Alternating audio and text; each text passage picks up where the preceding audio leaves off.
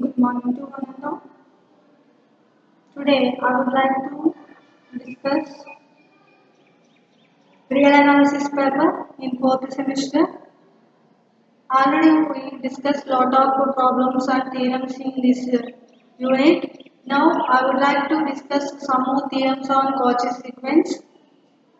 First, all are clear to listen these theorems. It is very important for Cauchy sequence concepts.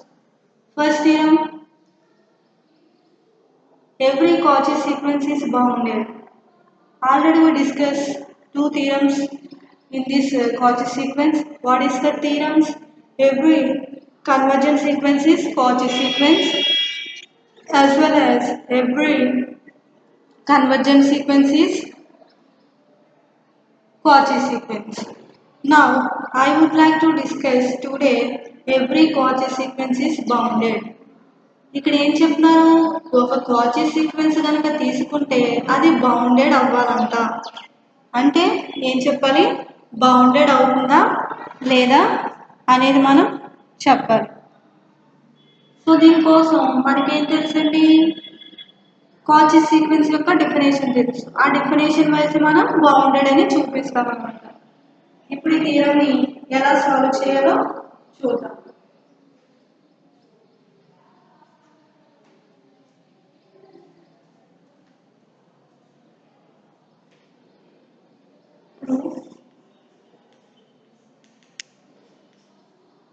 Let sequence Sn be a Cauchy sequence.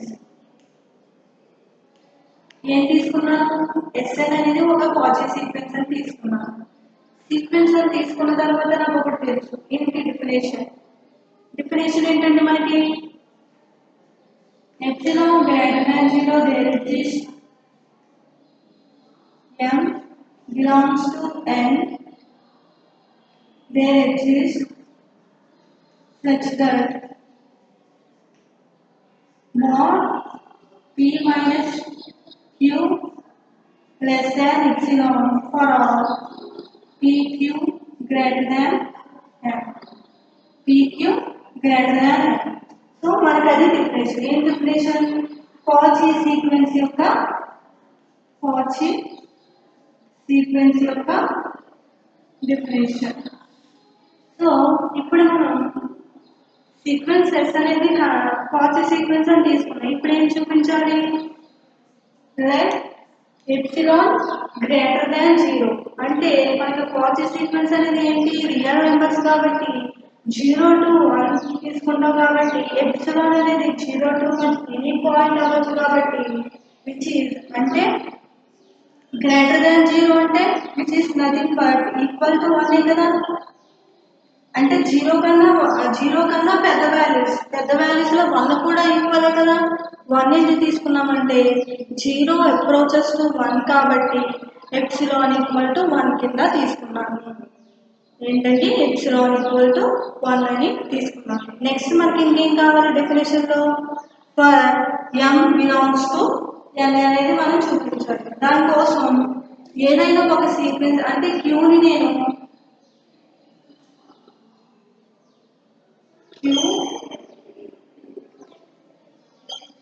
m కింద తీసుకున్నాను. ఇప్పుడు ఏం చూపించవచ్చు,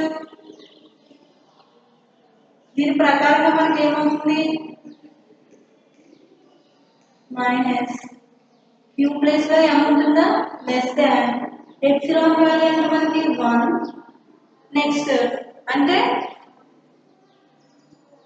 which is for all greater than m.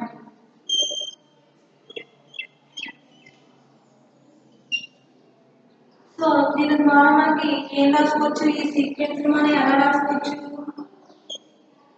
ఇక్కడ mode తీసేస్తే మనకి ఎలా ఉంటుందంటే L minus SM less than SP less than L minus S.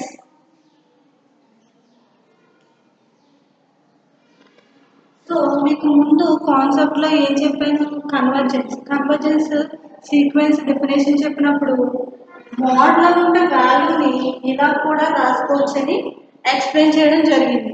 So దానికోసం నేను ఎలా రాసుకున్నానంటే, అంటే మోడ్ తీసేస్తే మనకి లెస్ దాన్ గ్రేటర్ దాన్ కండిషన్లో ఉంటుంది కాబట్టి, so L minus SM plus అంటే ఒక point minus epsilon L minus ఎస్ఎంకి ప్లస్ ఎస్ఎంకి మధ్యలో ఎస్పి అనేది ఉంటుంది. సో మనకి ఇప్పుడు దీని ద్వారా ఏం తెలుస్తుంది, ఇదేమో లీస్ట్ లోయర్ బౌండ్ అని తెలుస్తుంది, ఇదేమో అప్పర్ బౌండ్ అని తెలుస్తుంది. తెలుస్తుంది ఇదేమో లోవర్ బౌండ్ అని తెలుస్తుంది, అదేమో ఎల్ ప్లస్ ఎం అనేది అప్పర్ బౌండ్ అని తెలుస్తుంది. దీని ద్వారా నేను ఏం రాసుకోవచ్చు, let K equal to minimum అంటే చిన్నదే కదా, చిన్నదాన్ని మైనస్ ఉందంటే చిన్నది, ప్లస్ ఉంటే పెద్దది కాబట్టి అంటే ఇంక్రీజ్ అవుతుంది. అంటే చిన్న పాయింట్లో నుంచి సమ్ వాల్యూ మనం ఇంకా మైనస్ చేస్తాం. సో అందుకనే మినిమం అంటే దీనికన్నా ఇది చిన్నది కాబట్టి మినిమం అని వేసుకున్నాం. మినిమం ఇందులో ఎలిమెంట్స్ ఎలా ఉంటాయి, S1 S2 and so on Sn. Next L minus last term అనేది మైనస్ ఎస్ఎం కింద ఉంటుంది. నెక్స్ట్ K2 అంటే మినిమం రాస్తాం, ఇంకా మ్యాక్సిమం ఉంది కాబట్టి ఎల్ ఇందులో ఎలిమెంట్స్ ఎలా ఉంటాయి, S1 S2 and so on Sm. Next L plus Sm. So దీని ద్వారా మనం ఏం రాయొచ్చు,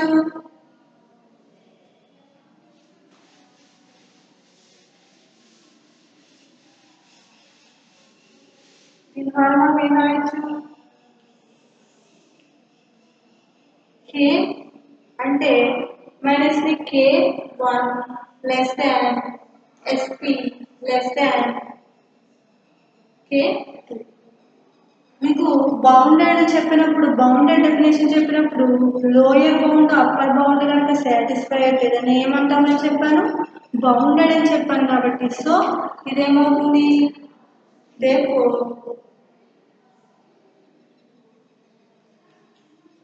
it is bounded. బౌండెడ్ ఏంటంటే మనం కాచీ సీక్వెన్స్ ని కదా తీసుకుని బౌండెడ్ అని చెప్పించాము. ఇక్కడ క్వశ్చన్ లో ఏమడిగారు, every Cauchy sequence is bounded అన్నారు కదా, అంటే సాటిస్ఫై అయింది కదా.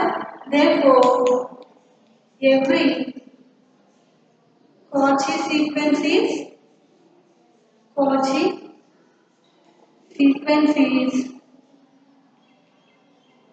bounded. Hence proved. సో అసలు ఏం చేసాం, ఏం తీసుకున్నాం, సింపుల్గా మనకి కాచీ డెఫినేషన్స్, కాచీ సీక్వెన్స్ యొక్క డెఫినేషన్ వస్తే క్లియర్గా మనం సాల్వ్ చేయగలుగుతాం. ఎలా సాల్వ్ చేసామంటే, ఫస్ట్ సీక్వెన్స్ ఎస్ అనేది కాచీ సీక్వెన్స్ కింద నేను తీసుకున్నాను. మరి ఎప్సిలాన్ ఈక్వల్ టు 1 ఎలా తీసుకున్నారు మేడం అంటే, గ్రేటర్ దాన్ అంటే ఎప్సిలాన్ అనేది గ్రేటర్ దాన్ 0 అంటే 0 కన్నా ఎక్కువ అంటే విచ్ ఇస్ నథింగ్ బట్ 1 కింద తీసుకున్నాను. ఎందుకు 1 అనేది తీసుకున్నారు మేడం, 2 తీసుకోవచ్చు కదా అంటే 0 తర్వాత వచ్చే వాల్యూ ఎంత మనకి 1. అంటే రియల్ నెంబర్స్ లో మనం ఏం తీసుకుంటాం, 0కి 1కి మధ్యలో ఉన్న పాయింట్స్ ని మనం అంటే మైన్యూట్ పాయింట్స్ ని ఎప్సిలాన్ కింద తీసుకుంటాం కాబట్టి రియల్ లో ఉన్న పాయింట్ ని అంటే 1 నేను తీసుకున్నాను. నెక్స్ట్ సమ్ క్యూ అనేది ఒక పాజిటివ్ ఇంటిజర్. సో దాన్ని నేనేమనుకున్నానంటే m అనుకున్నాను. ఇలా నా అనుకోకపోయినా పర్లేదు. So Q equal to m అనేది ఒక పాయింట్ తీసుకున్నాను. అప్పుడు ఏమవుతుంది, దెన్ మనకి ఇదేం తెలుసు, కాచీ సీక్వెన్స్ యొక్క కండిషన్ అని తెలుసు. సో మనకి క్యూని m అని తీసుకున్నాను కాబట్టి SP minus m less than 1. ఈ 1 ఏంటంటే ఇక్కడ ఎప్సిలాన్ కదా అని మీకు డౌట్ రావచ్చు. ఎప్సిలాన్ అంటే ఇక్కడ నేనేం తీసుకున్నాను, ఎప్సిలాన్ ఈక్వల్ టు 1 అనుకున్నాను కాబట్టి సో ఇక్కడ నేను 1 అనేది వేసుకున్నాను. For all PQ greater than or equal to m, ఇది కండిషన్. సో ఇప్పుడు నేను మోడ్ కనుక రిమూవ్ చేస్తే దీని యొక్క కండిషన్ ఎలా ఉంటుందంటే L minus SM less than SP less than L plus SM for ఒక రియల్ లైన్లో తీసుకుంటే ఒక పాయింట్ ఇక్కడ ఉంది. సో ఇక్కడ పాయింట్ ఉన్నప్పుడు మన ఎప్సిలాన్ ఫైండ్ అవుట్ చేసేటప్పుడు ఎలా తీసుకుంటాం? ఎల్ మైనస్ సమ్ పాయింట్ అంటే ఎప్సిలాన్ ఉంటుంది, ఎల్ ప్లస్ ఎప్సిలాన్ ఉంటుంది సమ్ పాయింట్ దగ్గర. ఇక్కడ మనం ఏముంది, ఇక్కడ పాయింట్ ఎస్పీ ఉంది కాబట్టి L minus SM L plus SM. So ఇలా రాసుకున్న తర్వాత దీన్ని ఏమంటాం? లోవర్ బౌండ్ అంటే మినిమం వాల్యూ. నెక్స్ట్ దీన్ని ఏమంటాం? Maximum value. So let k1 equal to minimum అంటే ఇందులో ఉన్న ఎలిమెంట్స్ ఎలా ఉంటాయి? s1 s2 and so on sm l minus sm కింద ఉంటాయి. నెక్స్ట్ ఇందులో ఉన్న ఎలిమెంట్స్ ఎలా ఉంటాయి? దానికి k2 అనుకున్నాను, పాజిటివ్ కాబట్టి maximum s1 s2 and so on sn l plus sm కింద తీసుకుంటాం. So according to bounded sequence యొక్క కండిషన్ ఏంటి అంటే ఇక్కడ k1 పెట్టుకోవచ్చు, ఇక్కడ k2 పెట్టుకోవచ్చు. సో నేను k1 k2 పెట్టుకోవచ్చు అంటే మనకి ఒక లోవర్ బౌండ్ అప్పర్ బౌండ్ కనుక ఏమంటాం మనం? కాచీ సీక్వెన్స్ అని చెప్పుకుంటాం కదా. సో దాని ప్రకారం నేనేం చెప్పానంటే ఈజ్ బౌండెడ్. సో బౌండెడ్ అంటే మనం ఏం తీసుకున్నాం? ఫస్ట్ కాచీ సీక్వెన్స్ నుంచి బౌండెడ్ అని చెప్పగలిగాం. సో దాని ద్వారా ఏమవుతుంది? Every Cauchy sequence is bounded hence proved. So ఇలా మనం సాల్వ్ చేస్తాం, ఇలా ప్రూవ్ చేస్తాం. నెక్స్ట్ థీరం చూద్దాం.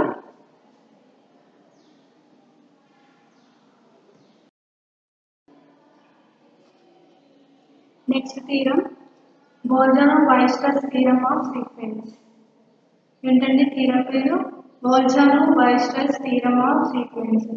స్టేట్మెంట్ ఏంటంటే every bounded sequence has at least one limit point. ఇక్కడ ఏం చెప్తున్నారంటే స్టేట్మెంట్లో ఏదైనా ఒక బౌండెడ్ సీక్వెన్స్ తీసుకుంటే దానికి అట్లీస్ట్ ఒక లిమిట్ పాయింట్ ఉండాలని చెప్తున్నారు. ఏంటంటే స్టేట్మెంట్ మరొకసారి చెప్తాను.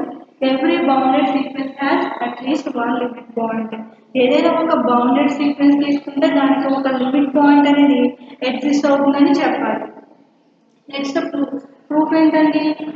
లెట్ సీక్వెన్స్ బి ఏ బౌండెడ్ సీక్వెన్స్. నేను బౌండెడ్ సీక్వెన్స్ తీసుకుంటే అందులో ఒక లిమిట్ పాయింట్ ఉండాలని చెప్తున్నారు. సో దానికోసం మనకు ఒక సీక్వెన్స్ కావాలి కదా. సో దానికోసం సీక్వెన్స్ ఎస్ఎన్బిఏ బౌండెడ్ సీక్వెన్స్ కింద తీసుకున్నాను. నెక్స్ట్ అసలు బౌండెడ్ అంటే ఏంటి? మనకి డెఫినేషన్ ఒక రేంజ్ సెట్లో ఉన్న ఎలిమెంట్స్ అనేది అంటే రేంజ్ సెట్లో ఉన్న ఒక పాయింట్ని లోయర్ బౌండ్ అప్పర్ బౌండ్ కానీ చూపిస్తే దాన్ని బౌండెడ్ అంటాం. సో దాని డెఫినేషన్ రాశాను. బౌండెడ్ యొక్క డెఫినేషన్ ఏంటి? The range set if SL is bounded. ఏదైనా ఒక రేంజ్ సెట్ తీసుకుంటే ఆ యొక్క సీక్వెన్స్ ఏమవుతుంది? బౌండెడ్ అవుతుంది. సో అందుకోసం ఇలా రాశాను.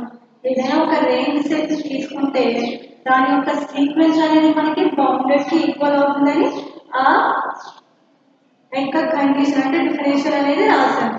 సో మనం రేంజ్ సెట్ అని చెప్తాం. ఆ రేంజ్ సెట్ ఏమంటానంటే లైక్ ఎస్ అంటే ఒక క్యాపిటల్ ఎస్ ఏమనుకున్నాను నేను? Range set. దానికోసం let S B the range set. అర్థమైందండి? మనకు ఒక రేంజ్ సెట్ ఉంటుంది, అందులో నుంచి సీక్వెన్స్ అనేది బౌండెడ్ అవుతుంది. అంటే కొన్ని ఎలిమెంట్స్ తీసుకుంటే అది బౌండెడ్ చేస్తాం. సో మొత్తం ఆ టోటల్ రేంజ్ సెట్ ని నేను ఏమనుకున్నానంటే క్యాపిటల్ ఎస్ అనుకున్నాను. Let capital S B the range set of sequence S. Next ఏమవుతుంది అంటే రేంజ్ సెట్ ఏమవుతుంది? బౌండెడ్ అవుతుంది కదా దాని మీనింగ్. సో దాని ప్రకారం ఏం రాశారంటే ఎస్ ఈజ్ బౌండెడ్. ఏమవుతుంది? ఎస్ అనేది బౌండెడ్ అవుతుంది. నెక్స్ట్ కేస్ 1 కేస్ 2ని ప్రూవ్ చేయాలి. బౌండెడ్ అంటే ఒక ఫైనైట్ సెట్ తీసుకుంటే సీక్వెన్స్ తీసుకుంటే ఏమవుతుంది? ఇన్ఫైనైట్ సీక్వెన్స్ తీసుకుంటే బౌండెడ్ అవుతుందా లేదా చెక్ చేయాలి. సో దానికోసం కేస్ 1లో నేను ఏం తీసుకున్నానంటే if S is a finitely bounded అంటే ఎస్ అనేది ఫైనైట్ సెట్ తీసుకుంటే బౌండెడ్ అవుతుందా లేదా చెక్ చేద్దాం. Then there exists a real number P అంటే ఏదైనా ఒక పి అని తీసుకున్నాను. ఒక రియల్ నెంబర్ సిస్టంలో లైన్ సిస్టంలో ఒక పి అనే ఒక పాయింట్ ని తీసుకున్నాను. తీసుకుంటే is equal to infinitely many terms. అవును కదండి, ఇది ఎప్సిలాన్ అనుకున్నాను అనుకో, ఇక్కడ జీరో, ఇక్కడ 1 ఉంది, ఇక్కడ జీరో ఉంది, ఎప్సిలాన్ అనే ఒక పాయింట్ ఉంది. అంటే ఈ జీరో తర్వాత ఇంకా ఇన్ఫైనైట్లీ అంటే మనం చెప్పలేని చాలా టర్మ్స్ ఉంటాయి. సో అందుకని ఇటు సైడ్ ఉన్నాయి ఎల్ మైనస్ ఎప్సిలాన్, ఇటు సైడ్ ఉన్నాయి ఎల్ ప్లస్ ఎప్సిలాన్ అంటే పి పి అనేది తీసుకొచ్చి ఎల్ అనేది తీసుకొచ్చి ఎన్ని లాట్ ఆఫ్ పాయింట్స్ ఉంటాయి. ఎలా ఉంటాయి మేడం అంటే 0 నుంచి 0.1 0.2 అలా ఇన్ఫైనైట్ టర్మ్స్ ఉంటాయి కాబట్టి సో నేను చెప్పలేను కరెక్ట్గా పీ వాల్యూ. సో పీకి 1కి మధ్యలో ఒక పాయింట్ తీసుకుంటే ఆ పీకి సరౌండింగ్స్ లాట్ ఆఫ్ పాయింట్స్ ఉంటాయి, లాట్ ఆఫ్ నెంబర్స్ ఉంటాయి. దాన్ని నేను ఎలా ఎక్స్ప్లెయిన్ చేశానంటే then there exists a real number p is equal to infinitely many terms. అంటే ఒక p తీసుకుంటే దాని మధ్యలో ఇన్ఫైనైట్ టర్మ్స్ ఉంటాయి సీక్వెన్స్. నెక్స్ట్ ఆ పాయింట్స్ ఎలా ఉంటాయి, p అని తీసుకున్నాను కాబట్టి p minus epsilon, next p plus epsilon కింద ఉంటాయి. సో అదే రాశాను, p minus epsilon, p plus epsilon contains infinitely many terms. అవును కదండి, ఎక్స్ప్లెయిన్ చేశాను కదా. వీటికి మధ్య లాట్ ఆఫ్ టర్మ్స్ అనేది ఉంటాయి, అవి మనం చెప్పలేము. చాలా మైన్యూట్ వాల్యూస్ అనేది ఉంటాయి. ఎప్సిలాన్ అంటే మైన్యూట్, మళ్ళీ అందులో మధ్యలో ఉన్న వాల్యూస్ అంటే చెప్పలేక ఎప్సిలాన్ అని కన్సిడర్ చేశాం. సో ఈ రెండింటికి మధ్యలో ఉన్న వాల్యూస్ని నేను చెప్పలేక P minus epsilon P plus epsilon కింద చెప్పాను. ఏంటి మేడం ఈ పి మైనస్ ఎప్సిలాన్ అంటే సమ్ పి వాల్యూ ఏదైనా తీసుకుంటే అంటే 2 తీసుకున్నాం. ఫర్ ఎగ్జాంపుల్ మీకు అర్థం అవడం కోసం 2 తీసుకున్నాను. ఇక్కడ ఏంటంటే 0 పాయింట్ల నుంచి ఉంటుంది వాల్యూస్, మీకు ఇలా ఎందుకు వేసాను అని అర్థం అవడం కోసం ఫర్ ఎగ్జాంపుల్ 2 మైనస్ 1 ఇక్కడ 2 ఉంది అంటే 2 లేకపోతే 5 తీసుకుంది. ఇక్కడ p వాల్యూ నేను 1 పెట్టుకున్నాను అనుకోండి,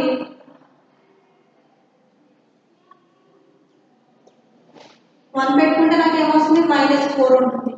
ఇక్కడ ఏమవుతుంది +1 అంటే ఇదేమో ఇటు సైడ్ ఏమో పెద్ద వాల్యూస్ ఉంటాయి, ఇటు సైడ్ ఏమో చిన్న వాల్యూస్ ఉంటాయి అని అర్థమవుతుంది కదా. సో దానికోసం నేను ఏం తీసుకున్నానంటే p minus epsilon p plus epsilon కింద రాసుకున్నాను. అదే ఇక్కడ ఎక్స్ప్లెయిన్ చేశాను ఏంటి, p minus epsilon p plus epsilon contains infinitely many terms of the sequence SN. So infinitely many terms ఉంటాయి కాబట్టి ఎక్కడో చోట మనకి లిమిట్ పాయింట్ అనేది ఎగ్జిస్ట్ అవుతుంది కదా. సో దాని ద్వారా ఏం చెప్పొచ్చు, therefore p is a limit point. ఏమని చెప్పొచ్చు, p అనేది లిమిట్ పాయింట్ అని చెప్పుకోవచ్చు. సో మనం ఫైనైట్ నెంబర్ ఆఫ్ తీసుకుని దానికి ఇన్ఫైనైట్ టర్మ్స్ ఉంటాయని చెప్పాం కాబట్టి సో ఏమవుతుంది, p అనేది లిమిట్ పాయింట్ అనేది అవుతుంది. నెక్స్ట్ ఏం చూపించాలి, అక్కడ ఇన్ఫైనైట్లీ బౌండెడ్ అని చూపించాలి. ఇక్కడ ఏం చూపించాలి, కేస్ 2లో ఇన్ఫైనైట్లీ బౌండెడ్ అని చూపించాలి. దస్ S is a infinitely bounded subset of R. S అనేది రేంజ్ సెట్ అయితే దాని నుంచి ఒక సబ్సెట్ తీసుకున్నాను, అదేంటంటే రియల్ నెంబర్స్ని తీసుకున్నాను. ఎందుకు తీసుకున్నాను మేడం అంటే ఇన్ఫైనైట్ అన్నారు కాబట్టి, ఇన్ఫైనైట్ అంటే అసలు మనం అందులో ఒక సెట్ తీసుకుంటే అందులో ఇన్ఫైనైట్ అంటే చివర ఏమొస్తుందో మనం చెప్పలేము. అంటే మనకి లోయర్ బౌండ్ తెలుస్తుంది కానీ అప్పర్ బౌండ్ అనేది తెలియదు. సో దానికోసం సబ్సెట్ని తీసుకున్నాను. ఆ సబ్సెట్ ఏంటి, రియల్ నెంబర్స్. సో దాని ద్వారా ఏమవుతుందంటే by Weierstrass theorem of real numbers we have every infinite bounded subset of R has a limit point. అంటే ఆ థీరం యొక్క ఇన్ఫైనైట్ బౌండెడ్ అయితే సబ్సెట్కి ఏమవుతుందంటే అంటే రియల్ నెంబర్స్కి ఏమవుతుందంటే లిమిట్ పాయింట్ అనేది ఎగ్జిస్ట్ అవుతుంది. సో ఆ కండిషన్ అనేది రాసేసాం. సో మనకి ఏం కావాలి, అల్టిమేట్గా మన లిమిట్ పాయింట్ ఉంది అని చూపిస్తే సరిపోతుంది. సో దాని ప్రకారంగా మనకి ఫైనైట్ తీసుకున్న లిమిట్ పాయింట్ వచ్చింది, ఇన్ఫైనైట్ తీసుకున్న లిమిట్ పాయింట్ వచ్చింది. Therefore, S has limit point that is P. So P is the limit point of sequence Sn. Hence proved. So ఇలా మనం Weierstrass theorem ని సాల్వ్ చేస్తాం. Next very important theorem explain చేసుకుందాం. అదేంటంటే Cauchy sequence theorem. Principal Cauchy's theorem.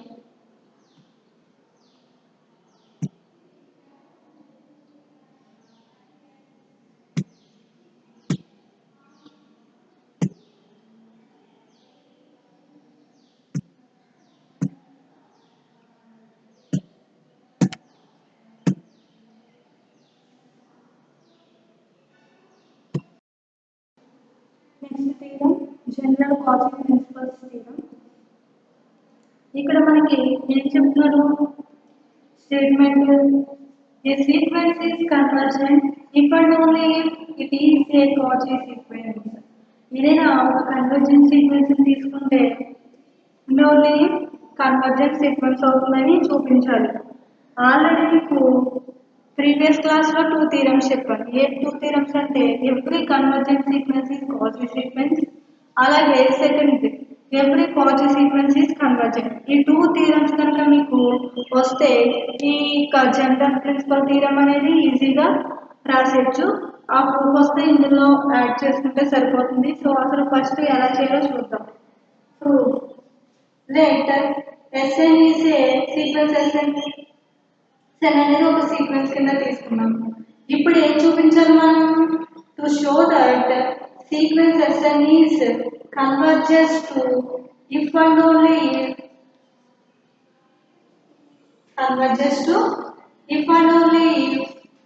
if it is Cauchy sequence అని చూపించాలి. So మనం ఇప్పుడు ఈ స్టేట్మెంట్ అంతా ఇక్కడ రాసాం. To show that Sn is convergent if and only if Cauchy sequence. Next first మనం ఏం చేయాలంటే first we have to show that sequence Sn is convergent అని చూపించాలి. Next then sequence Sn is Cauchy sequence. First convergent అని చూపిస్తాం, next Cauchy అని చూపిస్తాం.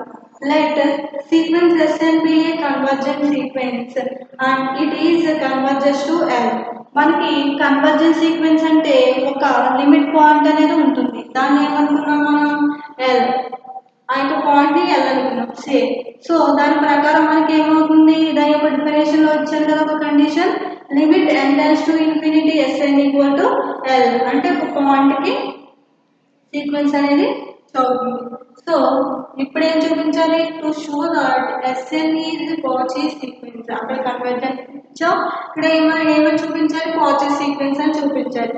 కాచీ sequence అని చూపించాలంటే మనకి ముందు చెప్పాను కదా ఏ theorem? Every convergent sequence is Cauchy sequence. ఆ థీరం మీకు ప్రీవియస్ క్లాస్లో ఉంటుంది. సో ఆ థీరం ప్రూఫ్ అంతా ఇక్కడ రాసేయాలి. తర్వాత ఫస్ట్ ఆ థీరం రాసిన తర్వాత సెకండ్ ఏం చేయాలి? Second to show that if sequence Sn is a Cauchy sequence, to prove that sequence Sn is convergent. అంటే ఇక్కడ ఏం చూపించాలంటే ఎవ్రీ కాచీ సీక్వెన్స్ అనేది కన్వర్జెంట్కి ఈక్వల్ అవుతుంది అని మనం ఇక్కడ చూపించాలి. ఇక్కడ చూపించాలంటే మనకి ప్రూఫ్ తెలుసు కదా. ఏ proof? Every Cauchy sequence is convergent అవుతుందని. సో ఆ థీరం అంతా ఇక్కడ నోట్ చేస్తారు. సో ఫస్ట్ ఏం చూపిస్తారు? కాచీ సీక్వెన్స్ అంటే ఎవ్రీ కన్వర్జెంట్ సీక్వెన్స్ యొక్క థీరం ప్రూఫ్ రాసేస్తారు ఇక్కడ. సెకండ్ ఏం రాస్తారంటే కాచీ సీక్వెన్స్ అనేది కన్వర్జెంట్ అవుతుందన్న థీరము ఇక్కడ రాస్తారు. సో దాని ప్రకారంగా మనం ఏమవుతుందంటే sequence is convergent if and only if it is Cauchy sequence. Hence proved.